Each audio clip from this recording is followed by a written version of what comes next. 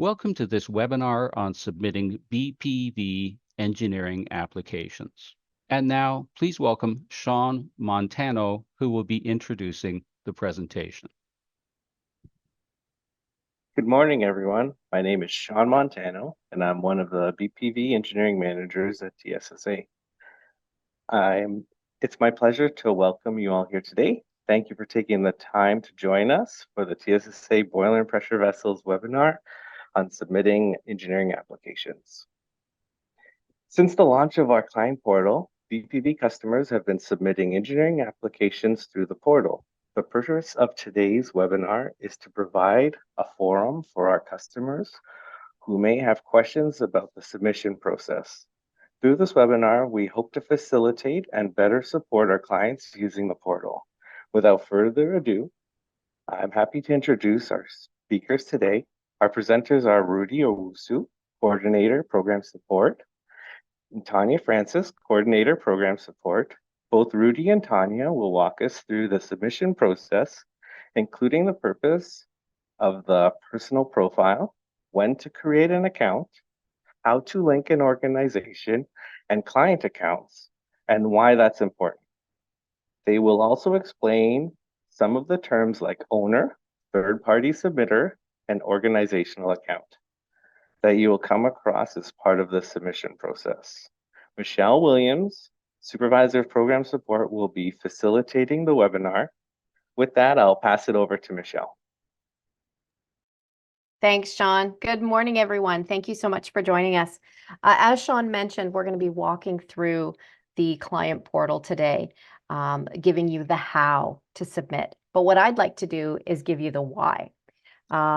For years, many of our customers have been asking TSSA to provide them with an online platform rather than emailing submissions. And so this client portal is in response to your requests for that online presence, which is consistent with TSSA's goals to become a more modern and outcome-based regulator. So today we are going to talk to you about how to create your portal profile. And the purpose of that is to really identify who you are, who we're transacting with, putting a face to the transaction, so to speak. We're also going to be showing you how to link your personal profile to your organizational account, to your employer. And the reason we do that is we need to demonstrate a relationship between who we're transacting with and the company that you represent. We need to make sure that you're authorized to transact on behalf of your company. We're also going to navigate you through the process to link to your clients' accounts.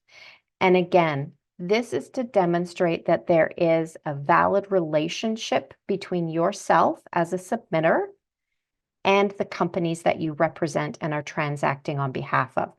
It's for security purposes that we need to ensure that you're authorized appropriately and that you demonstrate that there is a relationship there. And that protects both you and your clients. So without any further ado, I will pass it over to Rudy to begin navigating all of us through our new client portal. Rudy? Hi, Michelle. Thank you so much. Good morning, everyone, and thank you for joining our portal. As Michelle and Sean said, I will be going through how to link to your client portal. I think that's the biggest issue with the client portal with many of our clients. So I'm going to share my screen and start that right now. So this is our client portal. Many of you have seen this client portal. Once the client portal opens up, it does open up to your profile. A lot of you are requested to make a profile, create an email account, a password, you get your verification code, and you've created your portal. Now, I am going to show you how to link to your, if you are submitting on behalf of a third party. Now, when we say third party, I think that is a term that kind of gets confused. So this means you are submitting on behalf of another company. So you are the submitter, but you are submitting on behalf of another company. In terms of BPV, we call that a third party. And as you see on the portal page, there is create an account and there's an existing account. Create an account means this is a new company you're working with, they have never transacted with TSSA before, now you have the opportunity to create that account on behalf of your client. Also here to the left, it's linked to an existing account. This is for when you have, transacted on this company's account before, they have an account number, and therefore you can link to them already. You do not need to create an account. A question that often gets brought up is, how do we know if our client has an account number? If you've transacted before, if you've got an invoice, if you've got an inspection report, if you've got an authorization, you have transacted on TSSA before, therefore they have an account.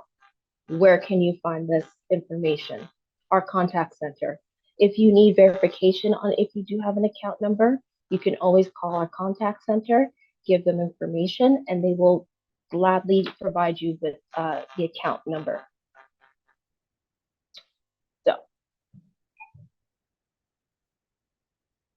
in this moment, I am going to demonstrate an example of linking to an existing account. So you come to this page. There are a few videos here on how to walk you through it.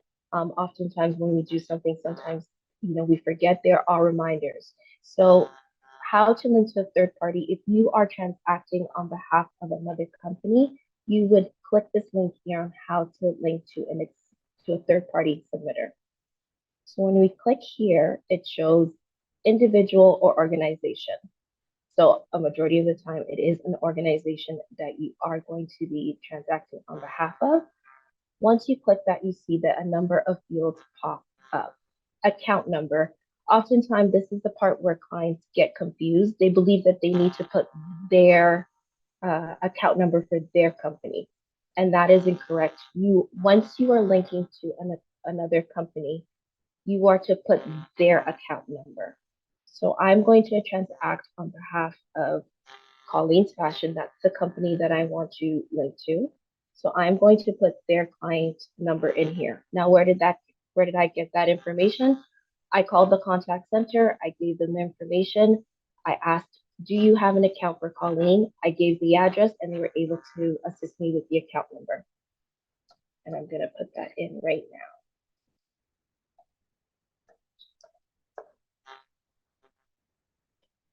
Once I put in the account number, there are 4 ways that you can link to your account number by access key. Now, the access key is a variation of numbers and letters that get sent to the primary email on that account. So if you would also like to know who the primary email on that account is, the contact center also is a place where they will give you that information and let you know who will be getting that access key. Also, if it has been someone in your company that is no longer there, the contact center will gladly update it to someone who is now in the company who will be able to give you that access key. An active authorization, an invoice information, and the invoice needs to be the prior year or current year. It can't be anything too far off. And also an inspection report number. These are the 4 ways you can link to your account. So now we're at account connection. Now, when we do the drop down, there are 3 options we have. Third party, this is only for property management. Third party submitter, and as account holder. If you're linking on behalf of another company, you would be choosing third party submitter. Now, once that pops up, you also get a couple of fields that also pop up as well. If you've already linked to the account, when you do this drop down, your account should be already here. If you do not see your account here, that means you have not linked to your account yet. That is a good indication for you to go back and to link to your account. So right now, as I said, my main account is Butter Tart & Co. and I am going to be linking to Colleen's Fashion. So I'm going to click this drop down here. As I scroll to the bottom, we have the consent form. So this consent form is just allowing TSSA to know that you are able to transact on the company behalf, only as in you can submit their documents, you can submit the payment on their behalf. That is all the consent form is. Now, I know a lot of you have multiple clients. A lot of you have clients that, are in different countries. So if you cannot find a way to get the access, the consent form signed, you are also able to upload if you have a contract with them. And in the contract, there's a form that says, yes, they are able to transact on behalf of us for TSSA. You can upload that as well. So when you click onto here, this is the consent form that pops up. So it is asking you the service account owner, which would be who you're transacting for, the third-party agent, which would be you. And most of the time it's for the submitter. And as it states here, to submit the application on their behalf for TSSA authorizations or the service provided by TSSA, to communicate with us once the work order is created, to create the account on their behalf if they do not have an existing account with TSSA, and to make payments and to receive refunds on behalf of TSSA. You are to put the date and to have it signed and uploaded. Now I'm just going to go back to my screen. So I'm going to browse here.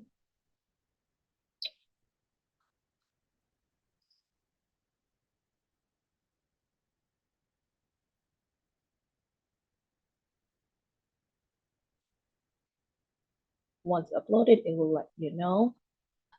At this moment, I have filled out all the information I need to fill out. I have put in the account number in the company that I am transacting on behalf of. I've linked to my own account, and I have signed the consent form. I will press validate and link. It will load.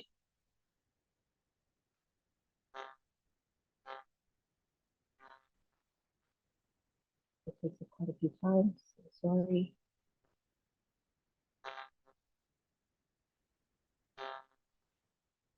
Perfect. So once you do get this green thing at the bottom, your account connection is successful. You have done everything right. 15 minutes, it will appear on your page. If there is an issue, it will give you an error message. It will let you know what information you are missing, and you can go back and find it again. So once this has appeared, your accounts have been linked. If you were to click back here, it takes a couple of minutes. It takes 15 minutes. But once it has been done, 15 minutes, it will link and it will show on your page. Okay. So now, since we have linked, I will now demonstrate going through the portal process. So this is the main page for the BPV registration portal process. As you see on our page, we do have instructions here just to give a bit of guidelines for certain registrations. So fittings, it should be in the name of the organization taking responsibility. Nuclear and TCRNs are not to be submitted onto this portal. If it's for piping, you are to link to the owner of the site. Now, when we say owner of the site, it is where the piping is going to be installed. That is where you need to link to in terms of piping. I believe a lot of the language is a bit confusing, so I think this webinar was great just to clarify a lot of the verbiage so that when you do see it, you kind of understand what we mean by that. If you're submitting welding and brazing, each PQR is its own submission. It can't be lumped into one. Each PQR must be submitted separately on its own. Another one of our instructions here is the submitter is the person that will be communicating with TSSA, that will get everything from TSSA. So if you are the owner and you would like to know where's my submission, everything is with the submitter. We give everything with the submitter, and it's your responsibility to communicate with the submitter on anything that's going on. So at the bottom here, it says, please select the TSSA account for the owner of the design.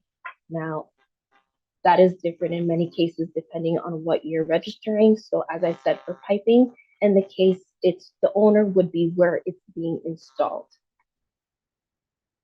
So when you drop down here So as you see, Colleen's Fashion has appeared. So that is where the piping is going to be installed. It's at Colleen's Fashion. So that is what I would choose here when they're asking me to link to the owner of the account. Once you click next, then a pop-up will come to ask you, are you sure the account Colleen's Fashion selected is the owner of the account? Now for piping, it is asking me when I say owner, am I sure that Colleen's Fashion is where the piping is going to be installed? And that is yes.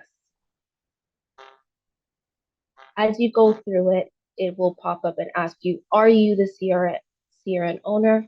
I am submitting on behalf of Colleen's Fashion. So no, I am not the CRN owner. Then here it will ask me, am I the submitter of the account? Yes, I am. And my company is called Butter Tart & Co. It will ask me if I am the point of contact. Now, because I've done this before, when I say yes, my information is already populated and in here. So I will say no just to fill everything out. So first name, last name, and I will put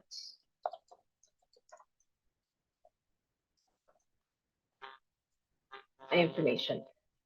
There's additional correspondence. If you have a correspondent email, you're able to add that in here. Design type. So this is a piping system. It's going to ask for the service priority, regular. It's going to ask if this is a new CRN or if this is a revision. If this is a revision, you would click revision, and the piping number in which it was previously installed at, if you've linked to the right account, if you were to click revision, it would pop up here and the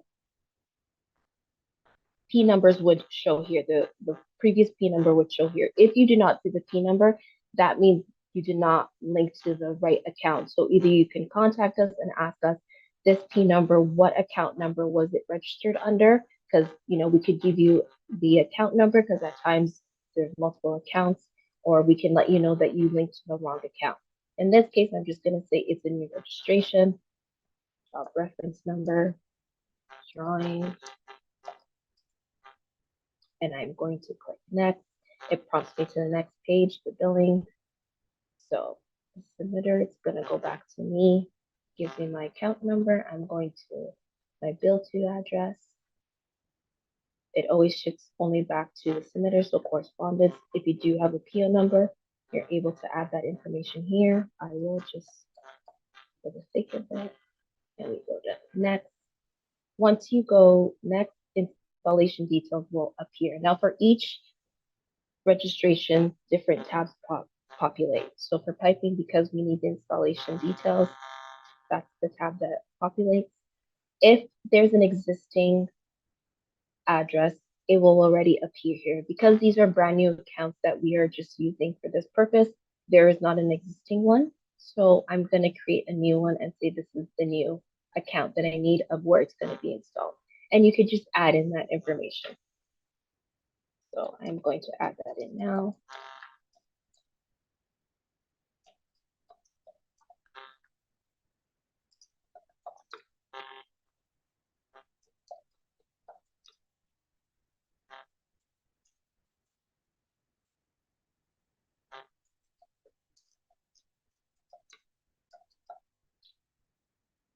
And I'll just add my first name.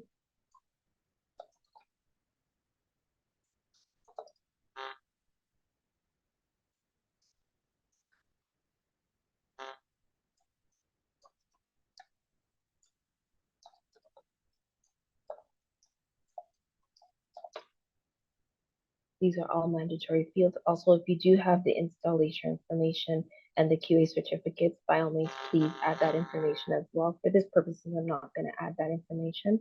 So I'm going to go and click next. So this is a review page. This page, I often tell clients that it's very important. It's very important to go through it and just make sure that all the information that you've previously entered is correct. This is the only time that you are able to go back and correct it if you find any mistakes on this page. Once you do, click you agree and you do sign the bottom, If there is a mistake, you cannot go back again. You would have to start all over again.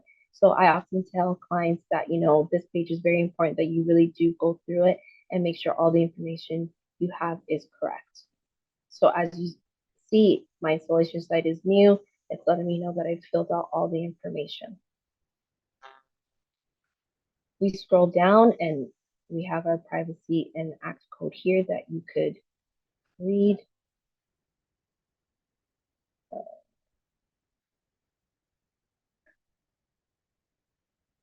Oh, okay. You can click the terms, you accept, and then electronically sign. As I stated, once you have entered and said next, you cannot go. Oh, and if you have not clicked anything or filled anything out, it will not let you go to the next stage. It will give you an error, as I forgot to click here.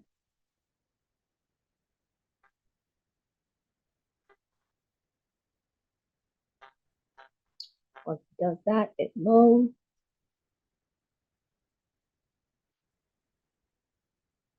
So now we're at the documents page. As I stated before, each service gives you different mandatory documents that we need.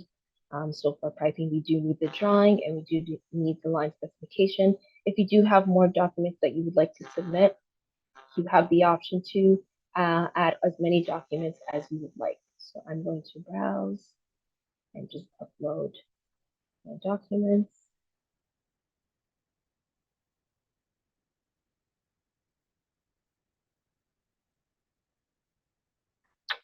Now let's say I email my drawing, I had more drawing to upload.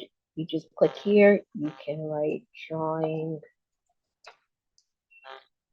number 2, and tell you okay. You can also browse again, and you can add that drawing, and it would add successfully. Once you've loaded all your documents, you go to your fees tab. All prepayments are non-refundable, as it says there, and you have the option now on the portal to submit by check, wire pay, EFT, or credit card. In this case, I'm going to go by credit card.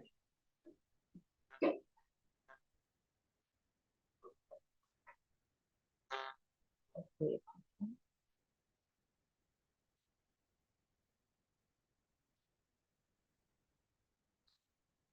oh, I guess it doesn't want me to pay.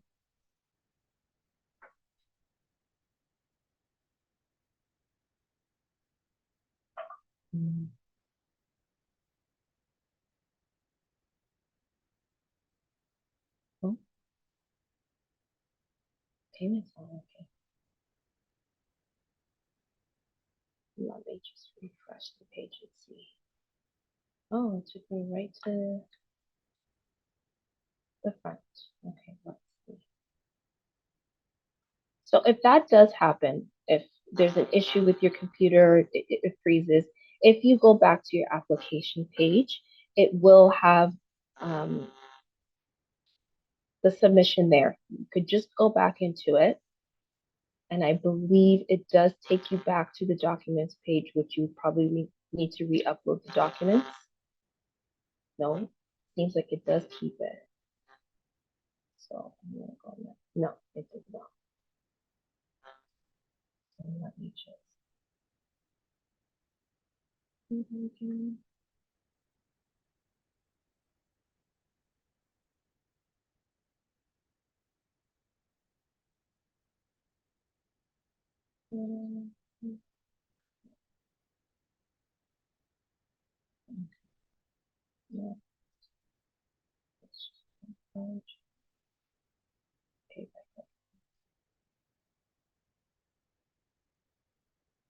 I don't think this option will let me show the payment. This is DAR. So I guess, Michelle, is there any questions? So we've gone through a piping application. Can we go and show attendees right from the very first page when they access their profile, how they would link to their own employer's account? I can actually show them here. As you can see here, Colleen's fashion now appears and shows that it has been linked. Previously, when we did it, it did not show that because the 15 minutes were up. But as you scroll down your page, once you link, you will see that these pages, that your client account now becomes linked. Now, okay, let me see if I can find an account in which I can link to them. So Michelle, would you like me to show when they create a new account or an existing? So that's a great suggestion. So if we could go from the home screen when customers first arrive at our client portal and show them how to connect to their employer's account, and then perhaps show them how they would connect to their client's account when their client has never transacted with TSSA before and they're a brand new customer. Thank you. No problem. So as Michelle stated, we did show the linking between an existing account. So if you call TSSA and you call the contact center and you have asked them, does this company have an account? And they tell you no. The great thing about the portal now is that you can go and create the account yourself on their behalf. So we will click create an account. And once you click that, this appears. Now it tells you the 3 different types of accounts that we have: an organization, so an account for the owner or the operator applying for the service of TSSA. Example, license, registrations, information requests, etc. An individual, an account for a person certificate holder applying for TSSA certificates. Example, gas technician and operating engineer, etc. And third party, account for the submitter or property manager transacting on behalf of the owner of the operating service with TSSA, example, contractor, engineering firm. Create your own 30-party account first if it does not already exist before you transact on behalf of the owner or the operator. So as we go down, we are going to select an organization because we are creating an account for the organization. Again, if you need a walkthrough or sometimes visual representation is great. The 3 videos here are great that you can play and it will take you step by step on how to do these things. So are you acting on behalf of an organization as a third party's representative? So basically what we're asking here is, are you acting on behalf of another organization? So in this case, I will select, yes, I am. Once you click that, it will say, are you acting as the property manager? Or are you acting as the submitter? I will say I'm acting as the submitter on their behalf. Again here, because Butter Chart & Co. is my account, I am saying that this is the account for the third party. And here I will type in the full legal name. So I'm going to say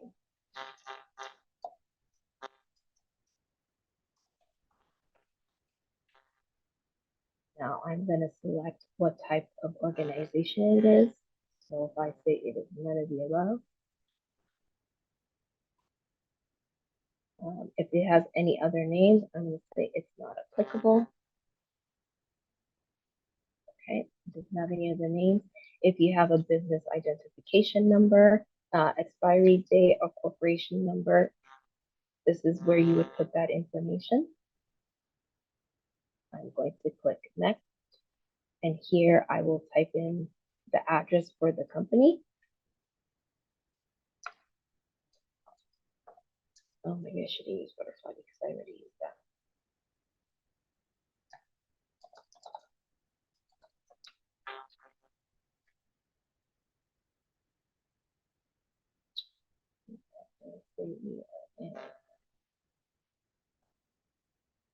Canada.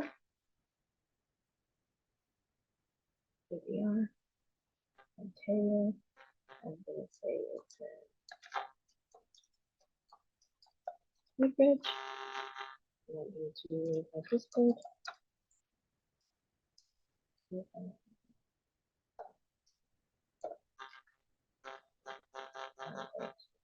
Again.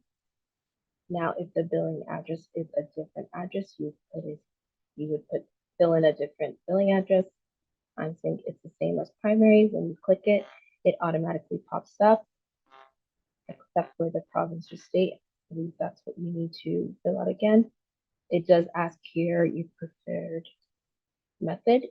Email, as everything in TSSA is electronic. Same with shipping address. I'm going to say it's the same as billing. Everything populates. Email. So I'm just going to look this over and make sure I have all the information. Next. And I'm going to fill out the rest of the information in here.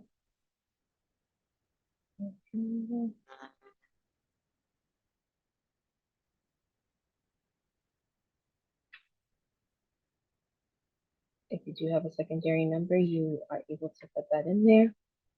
I'm going to click next. Again, the review page is a very important page to go over all your information. Make sure everything is correct. So, my third party account, I'm looking at it. Again, you will upload the consent form here as well. I'm just going to browse, since I already have that. I'm going to upload it. We're going to verify all the terms and conditions. Okay.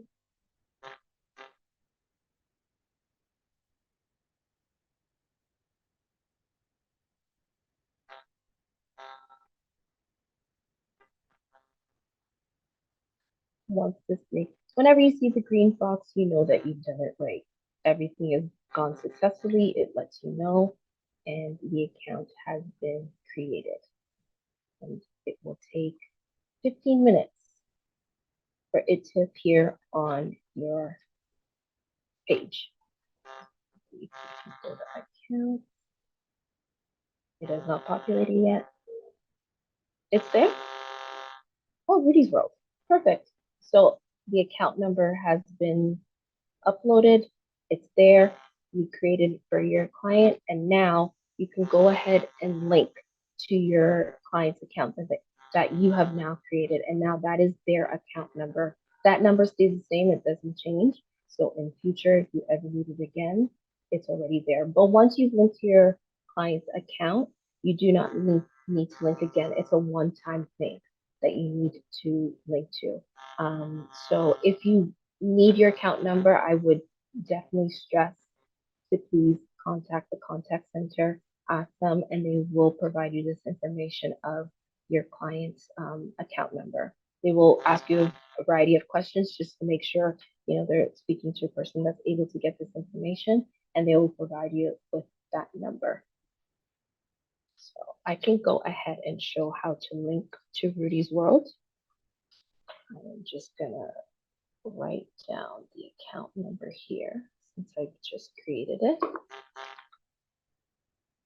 So now that I have that account number, I can say link to existing.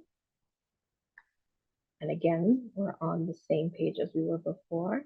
It is an organization. And the account number is 0030200432.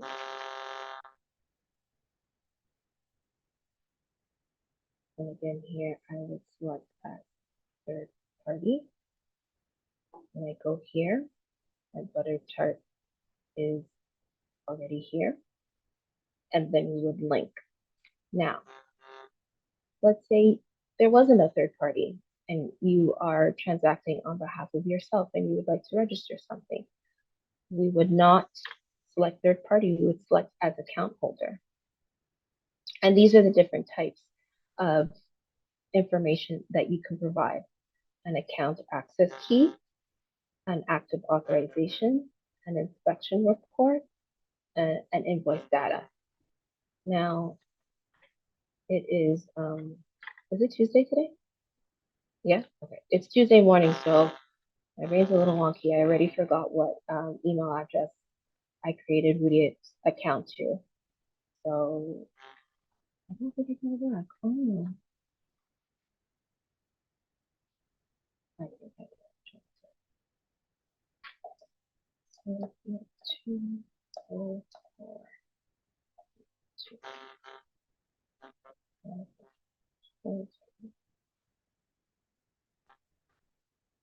Now, if I had an invoice previously, I would be able to add that invoice number, the invoice amount, the invoice date.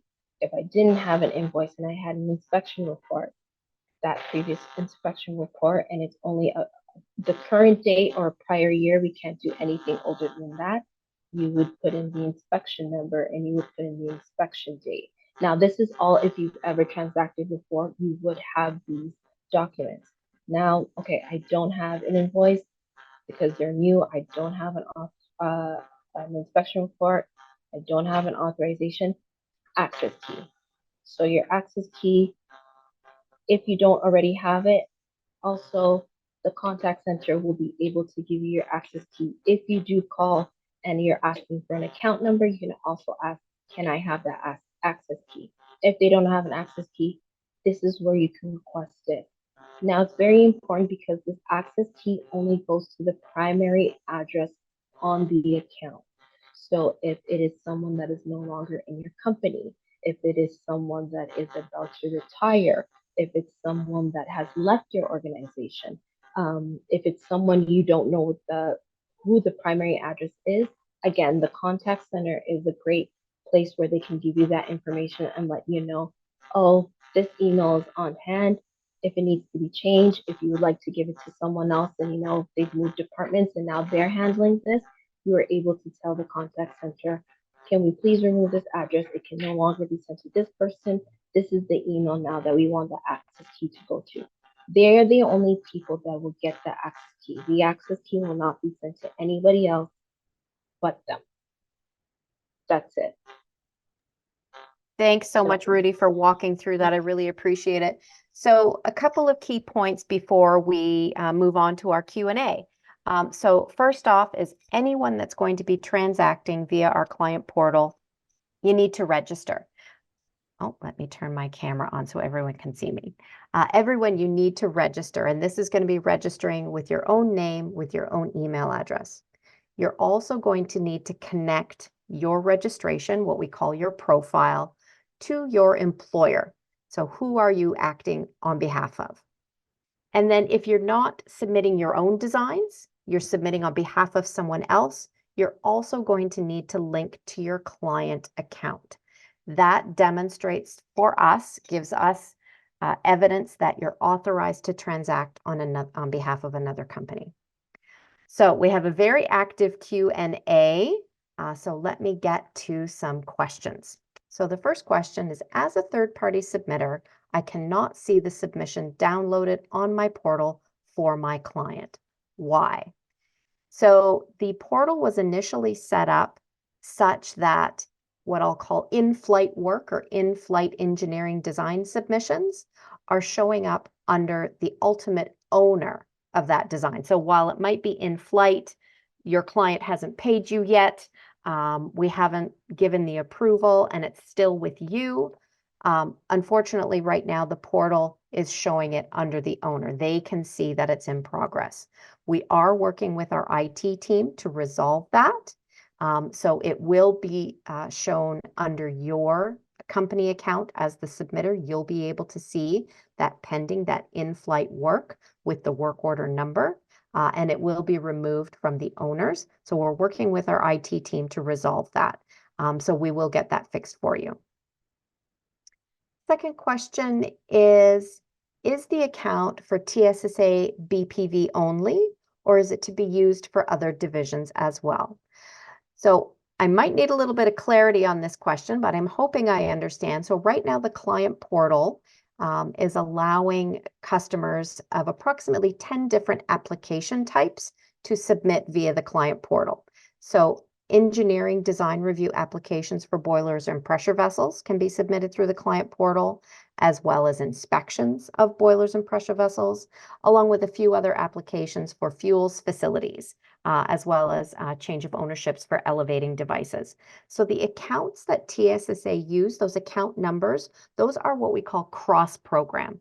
So it doesn't matter if the customer has boilers and pressure vessels, as well as elevators, as well as fuel-powered generators. It is all the same customer and the same account. Hopefully, I've interpreted your question correctly. The next question is, can the third-party submitter get the verification code instead of the account holder of the other company?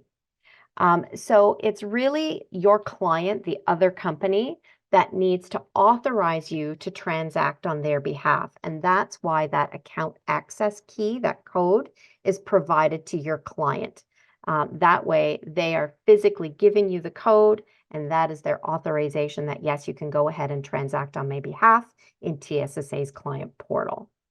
If we were to provide that access key to any submitter, then we have taken security away from our process, and it would allow anybody to transact on behalf of anybody else. So we need to put those safeguards in place. Can the verification code be sent to multiple emails? The way that our system is set up is that it's set up to the primary email address on the company account or the client account.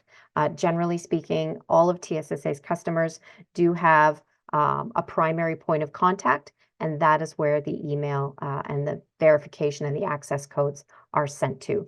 We currently do not have an option to send an access key granting access to a portal to multiple emails, but that's certainly something that we can investigate.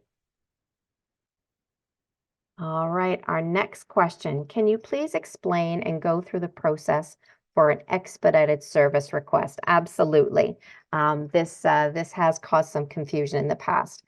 As a result of a significant volume of applications, TSSA has reduced the expedited services. So we're only accepting expedited, or what we call rush services, for certain application types. That includes hot taps, leak boxes, and any repairs at a refinery or at a nuclear plant.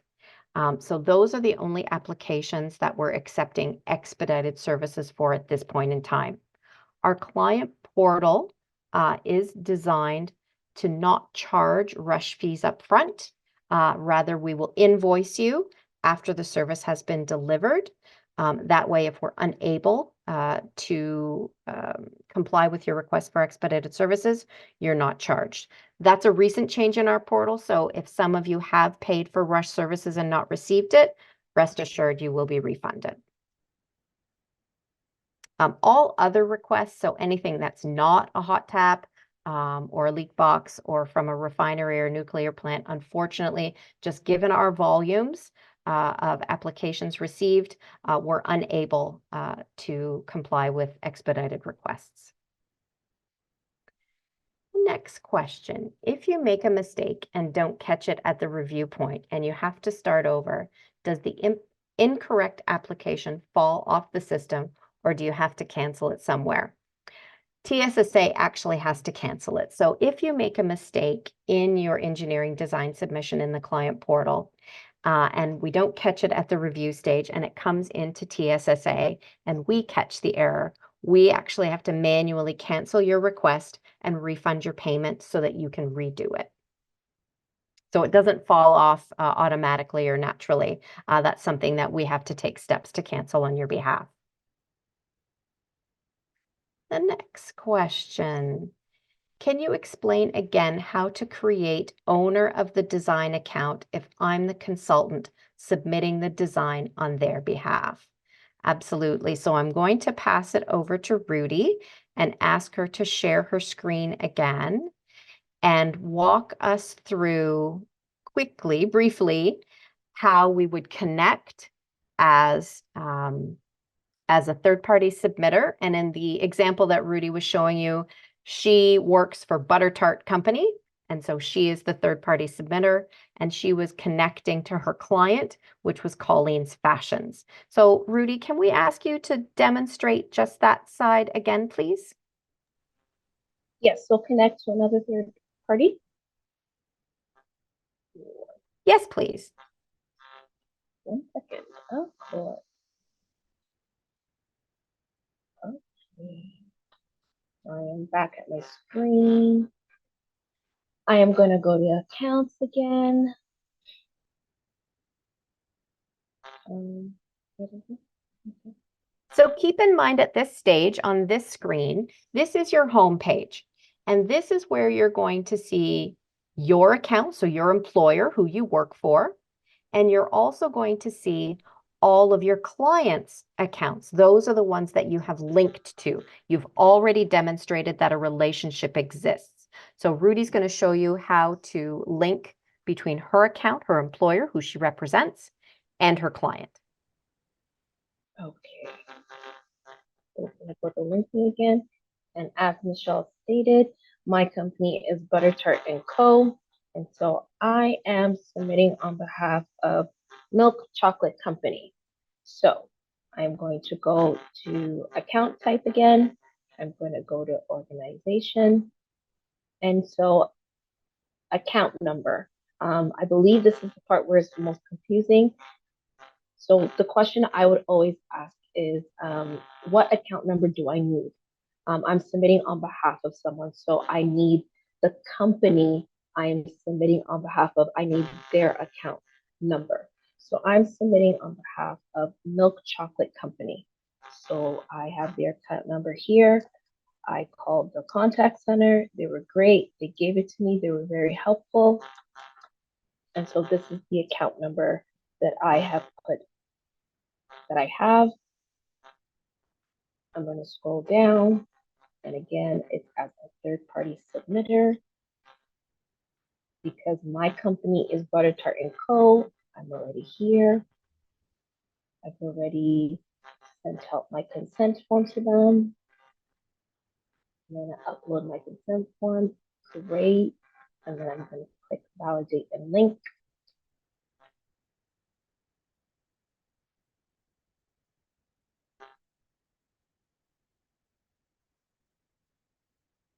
I'm going to wait for it to process.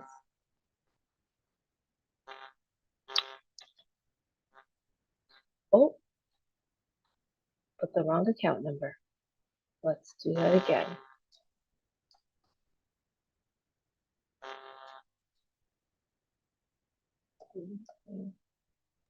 And this demonstrates the value of that review page. Even we make mistakes. I'm going to try that again.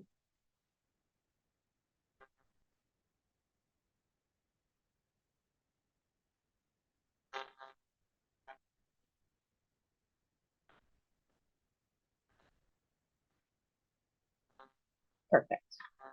So I got my green bar. I know I did it right. It is connected. It has linked, and it's letting me know that an account connection is successful. Please allow 15 minutes. If you do go to your page and you do not see it, please do allow the 15 minutes. After 15 minutes, it does appear.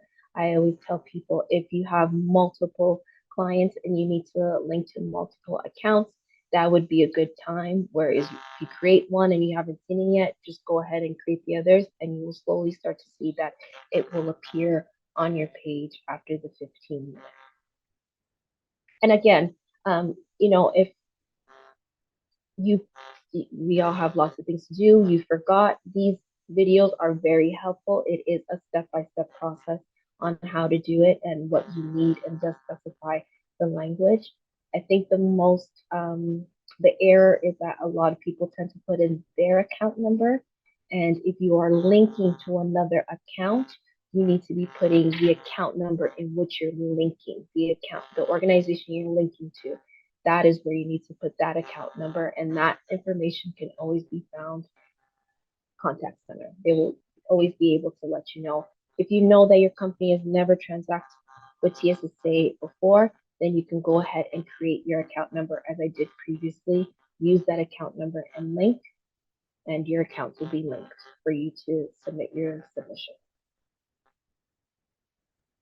Great. Thank you very much, Rudy. I appreciate you walking through that. Okay, No so problem. let's move on to another question. Okay, so just scrolling through here.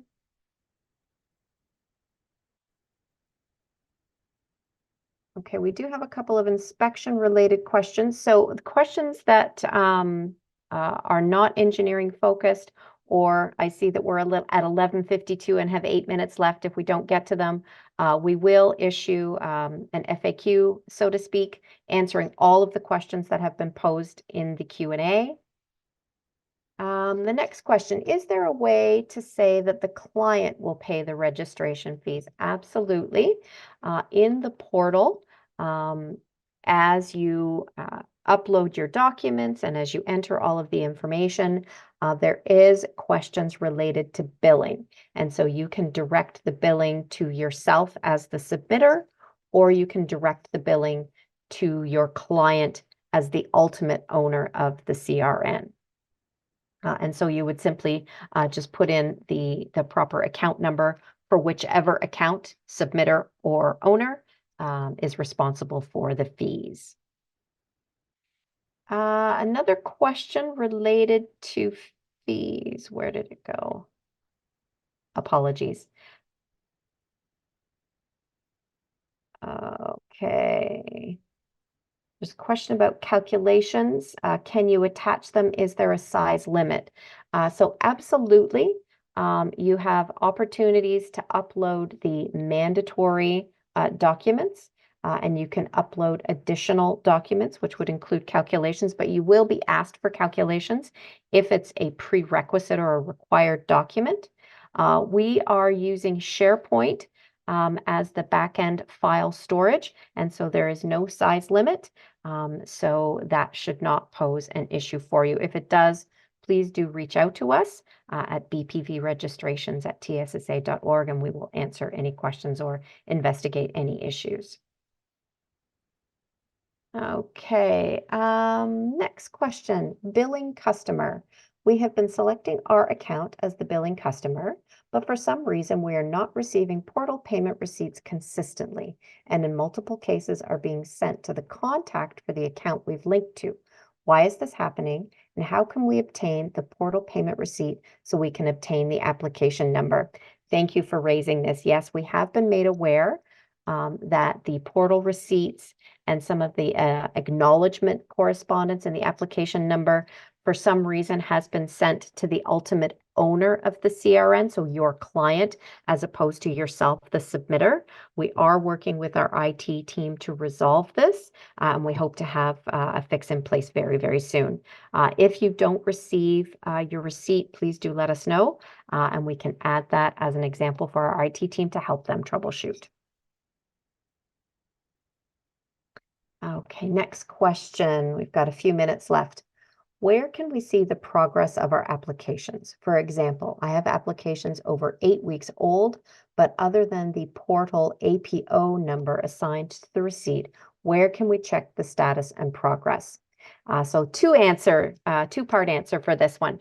So on the home page in your client portal, you should be able to see pending applications. If you scroll all the way down to the bottom, there should be an icon for pending applications, and you can click there to see any open or in-flight work orders. That's part A or part one of the answer. Part two of the answer is we have been made aware that in some cases, they're not appearing there on your submitter account. It's actually showing up under the owner account. So as mentioned earlier, we are working with our IT department to fix that and hope to have a resolution very soon.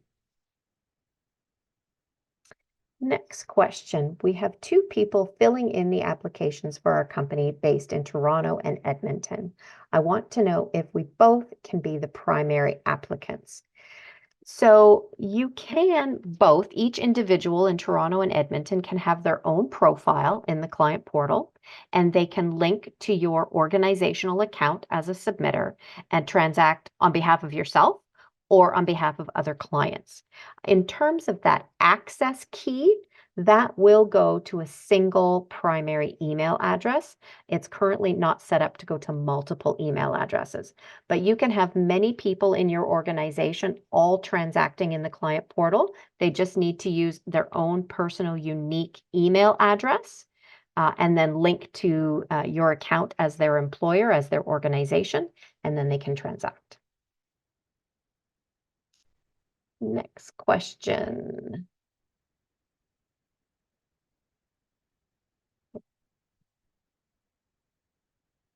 Sorry, it's a long one. I'm trying to read through it here. These all seem to be very similar. Question, is this only for commercial boiler systems? These are for boilers, pressure vessels, fittings, piping systems that fall under the regulation BPV 220/01. So if the boiler or pressure vessel or equipment is subject to that regulation, then yes, this client portal is for you. The next question, is this for national or nuclear, or do we continue transacting as we always have? So this is for Ontario only non-nuclear applications. So to rephrase that a little bit, if you are submitting and it's a nuclear fitting or a nuclear vessel, you will continue to submit to TSSA via email. If you are looking for national registration, so not just Ontario, but you would like TSSA to register that device in other jurisdictions in Canada, you will continue to submit the way you have been, which is via our service prepayment portal, and the link to that portal is also on our website. All other applications, so what we'll call conventional or Ontario, can be through this portal, regardless of whether it's a boiler, a pressure vessel, piping, fitting, or a variance. Okay, we've got 2 minutes left. I'm not sure, Sean or Patrick, if there is a wrap up.